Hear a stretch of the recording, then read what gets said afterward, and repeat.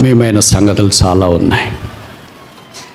ఇప్పుడు బల దగ్గరికి వచ్చినప్పుడు పౌలు అన్నాడు, ప్రభువైన యేసు తను అప్పగించబడిన రాత్రి, దట్ నైట్ ఆఫ్ హిస్ బెట్రాయల్. ఇప్పుడు బలలో పాలు పొందక మన ప్రశ్న ఏంటంటే, 5 రకాల రాత్రుల్లో ఏ రాత్రి మనకుంది? రాత్రి ఉంటేనే పగలు వస్తుంది, రాత్రి రాకుండా పగలు రాదు. ఏ రాత్రి ఉంది? ఇశ్రాయేలు వలె రక్షణ రాత్రి ఉందా? తర్వాత రెండవది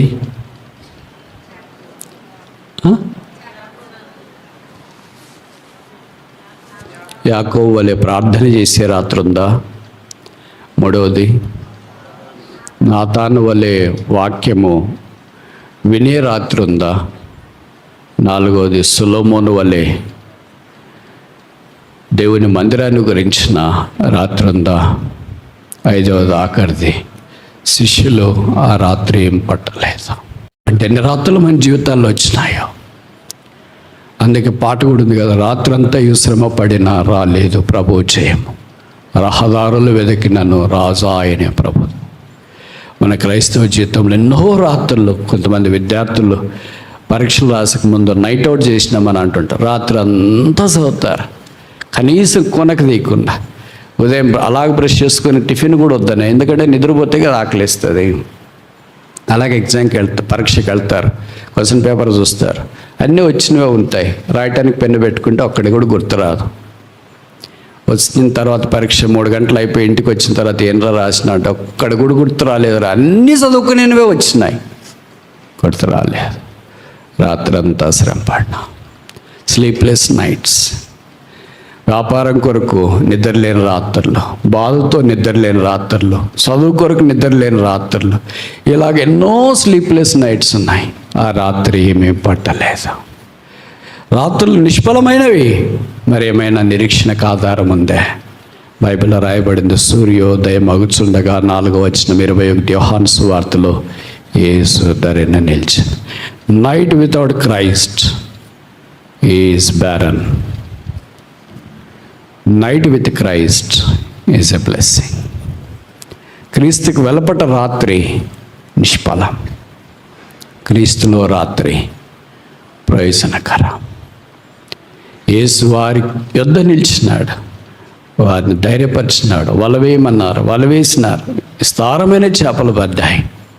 వారు ఆ చేపలు రాసి ఆశ్చర్యపోయారు. వాళ్ళ పిగలలేదు. ఈ ప్రభువుల దగ్గరికి మనం వస్తున్నప్పుడు మనల్ని ప్రేమించి మన కొరకు యేసు ప్రభు వారు ఆ రాత్రి అప్పగించబడ్డాడు. ఆ రాత్రి ఈ దినాన్ని లేకపోతే నో నైట్ నో డే, ఈ దినం ఉండేది కాదు. ప్రభువుల దగ్గరికి మనం చేరి వచ్చేది కాదు.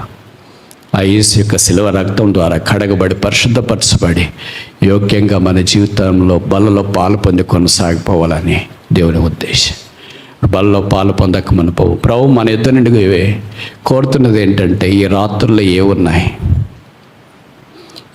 మీకు తెలుసు. కానీ ఆఖరి రాత్రి దగ్గరికి వస్తే ఆ రాత్రి ఏం పట్టలేదు. మనలో 99% ఈ కోవకు వస్తామంటే తప్పు కాదేమో. ఆ రాత్రి చదివింది ఏం వంట పట్టలేదు, ఆ రాత్రి ప్రార్థనకి స్వభావం రాలేదు, ఆ రాత్రి పరిచయానికి ఉపయోగపడలేదు, ఆ రాత్రి సేవలో ఏం ఉపయోగం లేదు, ఆ రాత్రి ప్రార్థన ఆలకించబడలేదు, ఆ రాత్రి పని నెరవేర్చబడలేదు. I got nothing on that night. ఆ రాత్రి నేనేమీ పట్టలేదు.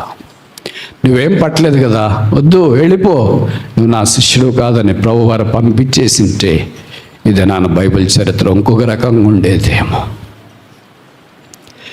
యేసు ప్రభు వారు చేపలు ఆ రాత్రి ఏం పట్టని 7 మంది దగ్గరికి సూర్యోదయాన్ని వచ్చి నిలబడ్డాడు.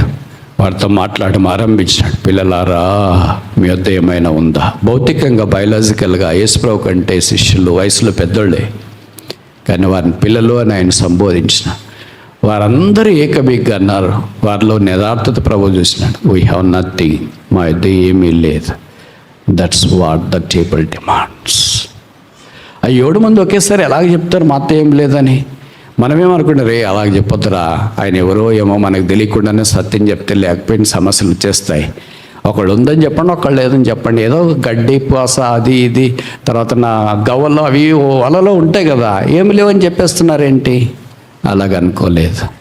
ఆయన ఎవరో తెలియకుండా ఆయన దగ్గరికి వచ్చినాను. వీ హ్యావ్ నథింగ్, మా యొద్ద ఏమీ లేదు. ఏమి లేని వాడి దగ్గరికి ఆయన వస్తాడు. వాళ్ళ కాళ్ళిది నింపాలని కోరుతాడు. ఆ రాత్రి నిష్ప్రయోజనమైంది, ప్రయోజనకరంగా చేయాలని కోరుతున్నాడు. జీవితంలో సోలిపోయావా, డస్సిపోయావా, కృంగిపోయావా, ఏం చేయాలో దిక్కుదోచకుండా ఉన్నావా, రాత్రి అంతా ఏడ్చేసావు, నీ దుండు కన్నీరుమయమైపోయింది.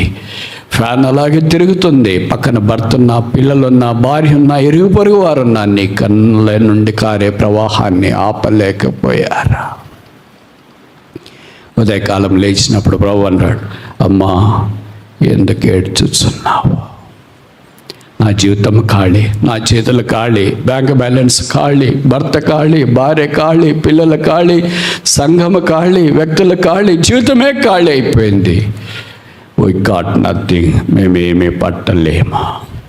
అప్పుడు ప్రభు మన జీవితాల్లోనికి ప్రవేశించాలని కోరుతాను. నేను లేను కదా, నువ్వు ఒక్కదానివే ఉన్నావా? నువ్వు ఒక్కడివే ఉన్నావా? నీ ఒక్క కుటుంబమే ఉందే? నీ ఒక్క సంఘమే ఉందా? నేను నీతోనున్నానని మర్చిపోవద్దు. చూడుము, నా అరిచేతుల మీద నేను నిన్ను చెక్కి ఉన్నాను, నేను నిన్ను విడవను, ఎడబాయను. ప్రభా, నేను ఎన్నోసార్లు విడిచిపోయాను, దాటిపోయాను, ప్రార్థన మానేశాను, బైబిల్ చదవడం మానేశాను, మందిరికి రావడం మానేశాను, సువార్త చెప్పడం మానేశాను, దశంభాగం ఇవ్వడం మానేశాను, నేను పూర్తిగా అన్నీ మానేశాను. అయినా నన్ను మానేయవా? నన్ను విడిచిపెట్టవా? నేను నిన్ను విడిచిపెట్టలేను, నేను నిన్ను మరచిపోచాలన్నా. అలా ప్రభు మన దగ్గరికి వస్తున్నాడు ఈ మధ్యాహ్నం కూడా. ఇదిగో నీ కొరకే నా సిలువ, తల మీద ముళ్ళ కిరీటం, మోకం మీద ఉమ్మి, చేతుల్లో మేకులు, దేహమంతా కొడ దెబ్బలు, ప్రక్కలో బల్లెపోటు, కాళ్ళలో మేకులు, నీ కొరకే ఈ సిలువలో భూమికి ఆకాశానికి మధ్యలో వేలాడదీయబడుతున్నాను. నేను నిన్ను మర్చిపోతాను. ప్రభువా, నన్ను క్షమించు. ఈ మధ్యాహ్నం యోగ్యంగా పాలలో పాలు పొందాలని కోరుతున్నాను. 3 మాసాలు సంవత్సరంలో దాదాపు గడిచిపోయాయి. మిగతా రోజులైనా నా వల్ల నిండును గాక, నా కుటుంబం నిండును గాక, నా హృదయం నిండును గాక, నా జీవితం నిండును గాక, నా ఆత్మీయ పాత్రలు నిండును గాక, పొర్లి ప్రవహించును గాక. 23వ కీర్తనలో దావీదు అన్నాడు, మై కప్ రన్నెత్ ఓవర్, నా గిన్నె నిండి పొర్లుచున్నది. ఈ మధ్యాహ్నం శిలువ దగ్గరికి వస్తామా?